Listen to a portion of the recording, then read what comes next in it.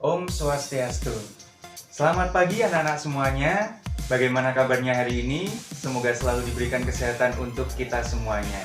Setelah minggu lalu kita sudah belajar bentuk-bentuk perubahan sosial, pada pertemuan ini kita akan belajar materi selanjutnya namun masih dalam KD yang sama, yaitu KD 3.1 4.1 berikut ini.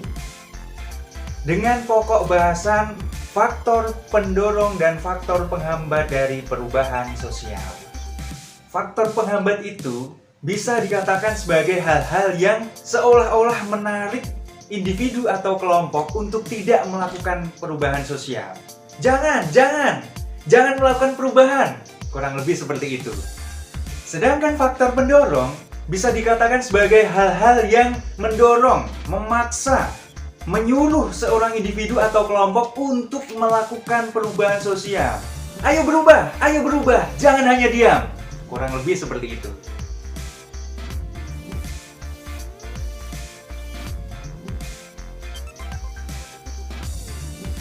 Karakteristik atau ciri apa yang muncul di benak kalian ketika melihat gambar tersebut? Ya, yang paling jelas terlihat adalah adat istiadat yang masih kuat, masih bersikap tertutup, interaksi dengan masyarakat yang lainnya sangat terbatas, ilmu pengetahuan serta pendidikan yang masih dikatakan terlambat, hingga sikap-sikap yang masih tradisional. Kemudian coba perhatikan gambar yang kedua berikut ini. Karakteristik atau ciri apa yang kemudian muncul dalam pikiran kalian ketika melihat gambar yang kedua tersebut? Ya, betul sekali. Karakteristik atau ciri masyarakat pada gambar yang kedua seperti berbanding terbalik dengan ciri atau karakteristik pada masyarakat pada gambar yang pertama, yaitu masyarakatnya terbuka, sering melakukan kontak atau interaksi dengan masyarakat yang lain, memiliki ilmu pengetahuan atau pendidikan yang dapat dikatakan maju, kemudian adanya toleransi terhadap penyimpangan, yang kemudian akhirnya akan menimbulkan atau memunculkan nilai dan norma yang baru, hingga masyarakat yang bersifat heterogen. Sebenarnya, kedua gambar sebelumnya telah mendeskripsikan faktor penghambat dan faktor pendorong dari perubahan sosial. Gambar pertama mendeskripsikan faktor penghambat, sedangkan gambar yang kedua mendeskripsikan faktor pendorong dari perubahan sosial. Yuk, coba kita lebih mengenal faktor penghambat dan faktor pendorong perubahan sosial berikut ini. Dimulai dari faktor penghambat, berikut faktor-faktornya, yang kemudian kita akan bahas satu persatu secara singkat. Yang pertama adalah kurangnya hubungan dengan masyarakat yang lain, yang begitu nampak pada gambar berikut ini. Kemudian yang kedua adalah perkembangan pendidikan atau ilmu pengetahuan yang terlambat, yang juga begitu nampak pada gambar berikut ini. Bahwa susahnya mengakses pendidikan tentu saja akan menghambat perubahan sosial yang dialami oleh individu atau kelompok. Ada juga sikap masyarakat yang masih tradisional. Biasanya ini berhubungan dengan pola pikir atau perilaku masyarakat yang masih tradisional, seperti anggapan bahwasannya pekerjaan yang paling menjanjikan hanya PNS, Polri, tentara, dan lain sebagainya. Tentu saja ini akan menghambat seseorang untuk mengembangkan potensi yang ada di dalam diri mereka. Selanjutnya ada vested interest atau kepentingan yang tertanam kuat. Hal ini terjadi ketika ada sekelompok masyarakat yang berusaha untuk mempertahankan kekuasaan atau kepentingan mereka, yang kemudian justru akan menghambat perubahan pada masyarakat yang lain. Misalnya pada masa pemerintahan Orde Baru, di mana para pemegang kekuasaan berusaha untuk melanggengkan kekuasaan mereka.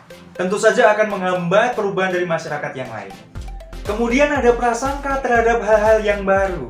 Prasangka buruk atau stereotip terhadap hal-hal yang baru masuk ke masyarakat kita tentu saja akan menghambat terjadinya perubahan sosial. Biasanya masyarakat akan menolak, bahkan mereka akan mengajak masyarakat yang lain untuk ikut menolak. Misalnya, penolakan terhadap pembangunan jalan tol, penolakan terhadap adanya program reklamasi, hingga yang paling terbaru, penolakan terhadap vaksin COVID-19. Kemudian adanya rasa takut, terjadinya kegoyahan terhadap sistem yang ada dalam masyarakat. Faktor ini muncul dari perasaan takut masyarakat terhadap perubahan yang masuk yang kemudian nantinya akan mengganggu integrasi yang ada dalam masyarakat tersebut. Misalnya modernisasi dalam masyarakat pertanian, di mana hal ini akan mengakibatkan terganggunya interaksi yang ada dalam masyarakat yang sudah lama terbangun. Ada pula hambatan yang bersifat ideologis atau hal-hal yang berkaitan dengan prinsip hidup. Karena upaya yang dilakukan untuk mengubah suatu masyarakat, ketika perubahan itu tidak sesuai dengan prinsip hidup masyarakat tersebut, tentu saja akan mengalami hambatan, bahkan penolakan.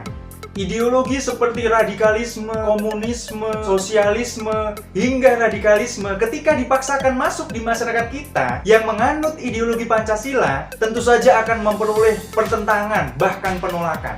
Selanjutnya ada faktor adat atau kebiasaan. Ada kalanya adat atau kebiasaan yang begitu kuat akan sulit untuk diubah, mengingat adat atau kebiasaan tersebut telah diwariskan dari generasi satu ke generasi yang lain. Hal ini tentu saja akan memberikan dampak positif maupun negatif. Positif seperti masyarakat Baduy yang betul-betul menggantungkan hidupnya terhadap alam, sehingga aturan-aturan adat yang mereka buat menjunjung tinggi untuk hidup seimbang dan selaras dengan alam. Sedangkan yang negatif, misalnya seseorang atau kelompok yang memiliki rasa malas, yang kemudian justru akan menghambat terjadinya perubahan sosial pada diri mereka. Nah, faktor penghambat yang terakhir yaitu adanya nilai bahwa hidup ini buruk dan tidak bisa untuk diperbaiki. Atau dengan kata lain, masyarakat telah memiliki sikap pasrah. Sikap pesimis seperti ini tentu saja akan menghambat perubahan sosial, karena masyarakat cenderung akan menerima hidupnya apa adanya. Biasanya, masyarakat seperti ini akan mengakibatkan terjadinya kemiskinan kultural, di mana banyak anak yang akhirnya putus sekolah, dan lain sebagainya. Setelah faktor penghambat, selanjutnya kita akan bahas faktor pendorong, di mana faktor ini dapat dikatakan berkebalikan dengan faktor penghambat. Berikut ini faktor-faktornya. Mari kita bahas satu persatu. Dimulai dari yang pertama, yaitu adanya kontak dengan kebudayaan yang lain atau masyarakat yang lain. Dalam hal ini, difusi atau penyebaran kebudayaan memegang peranan yang sangat penting. Diawali dengan difusi atau penyebaran kebudayaan, tentu saja akan berakibat pada berubahnya suatu masyarakat. Dari mulai gaya hidup, kemudian gaya berpakaian, makanan, bahkan mungkin religi, dan lain sebagainya. Yang selanjutnya adalah pendidikan yang maju. Pendidikan adalah salah satu faktor untuk mengukur kemajuan suatu masyarakat. Sarana pendidikan yang maju dan lengkap tentu saja akan mendorong suatu perubahan masyarakat ke arah kemajuan. Selanjutnya adalah sikap menghargai hasil karya orang lain. Penghargaan terhadap hasil karya orang lain tentu saja akan mendorong atau memotivasi seseorang untuk lebih meningkatkan mereka semakin produktif dan kreatif. Misalnya menghargai hasil karya anak bangsa. Ada mobil SMK, kemudian motor dan mobil listrik, atau karya-karya yang lain. Bahkan yang paling terbaru kemarin, penghargaan terhadap atlet yang memenangkan Olimpiade di Tokyo, Jepang, tentu saja akan meningkatkan motivasi dari para atlet-atlet yang lain. Yang selanjutnya adalah toleransi terhadap perilaku atau perbuatan yang menyimpang. Perbuatan yang menyimpang sejauh tidak melanggar hukum atau pidana dapat dikatakan sebagai cikal bakal terjadinya suatu perubahan, bahkan yang nantinya akan mengakibatkan nilai dan norma yang baru. Seperti perempuan yang pada awalnya hanya diidentikan dengan ranah domestik, namun sekarang perempuan dapat berpendidikan tinggi, bahkan bekerja di sektor publik. Pada awalnya, perempuan yang memiliki pendidikan tinggi dan bekerja di sektor publik dianggap tidak sesuai dengan nilai dan norma yang berlaku dalam masyarakat. Namun pada kenyataannya, sekarang sudah dianggap lumrah, bahkan memiliki dampak yang positif, terutama berkaitan dengan peningkatan ekonomi keluarga. Kemudian adalah sistem pelapisan masyarakat yang terbuka. Sistem yang terbuka tentu saja akan memungkinkan adanya gerak sosial, baik gerak secara vertikal naik dan turun, maupun gerak secara horizontal. Seringkali kita melihat bahkan mendengar cerita-cerita dari orang sukses yang berawal dari keluarga yang sederhana. Ataupun sebaliknya, orang yang dulunya kaya yang kemudian berubah atau jatuh miskin. Itulah salah satu contoh dari sistem pelapisan yang terbuka. Kemudian yang selanjutnya adalah penduduk yang heterogen, yang mana merupakan masyarakat yang memiliki latar belakang yang beraneka ragam. Ketika kita berinteraksi dengan masyarakat yang berbeda dengan kebudayaan kita, tentu saja akan semakin mendorong terjadinya perubahan sosial. Namun, hal ini akan berdampak positif juga negatif. Positifnya adalah meningkatkan toleransi kita terhadap suatu perbedaan, baik suku bangsa, agama, ras, golongan, dan lain sebagainya. Sedangkan negatifnya akan memunculkan sikap eksklusivisme dalam satu kelompok terhadap kelompok yang lain. Atau paham di mana dia mengunggulkan kelompoknya dibandingkan dengan kelompok yang lain di dalam suatu masyarakat.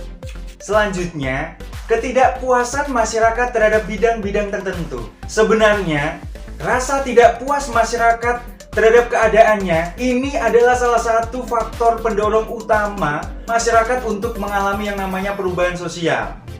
Rasa tidak puas inilah yang kemudian akan menghasilkan atau mendorong masyarakat untuk menciptakan suatu penemuan-penemuan baru, seperti penemuan listrik, telepon, mesin uap, dan lain sebagainya. Bahkan Indonesia merdeka sampai sekarang ini diawali dengan rasa tidak puas terhadap keadaan pada masa itu, yang kemudian diawali dengan perjuangan yang begitu sangat luar biasa. Yang terakhir adalah orientasi ke masa depan. Keadaan atau peradaban yang selalu mengalami perkembangan tentu saja akan mendorong masyarakat untuk selalu melakukan penyesuaian, sehingga akan mendorong masyarakat untuk berpikir maju dan modern.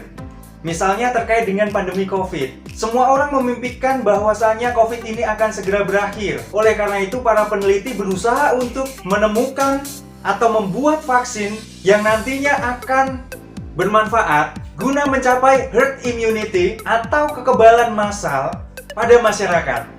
Yang lain, misalnya kita memiliki cita-cita untuk menjadi seorang presiden. Tentu saja hal ini akan mendorong kita untuk melakukan perubahan sosial. Misalnya kita akan menjadi lebih bekerja keras untuk mewujudkan cita-cita tersebut, karena demi orientasi ke masa depan. Nah, kita telah mempelajari faktor penghambat dan faktor pendorong dari perubahan sosial yang dapat kita simpulkan melalui tabel berikut ini. Semoga kita betul-betul dapat memahaminya dan mengambil hal-hal yang sekiranya bermanfaat pada diri kita. Sampai bertemu di pertemuan selanjutnya dengan pokok bahasan dampak-dampak perubahan sosial. Terima kasih telah menyimak video ini dengan baik. Saya akhiri dengan Paramasanti. Om Santi Santi Santi Om.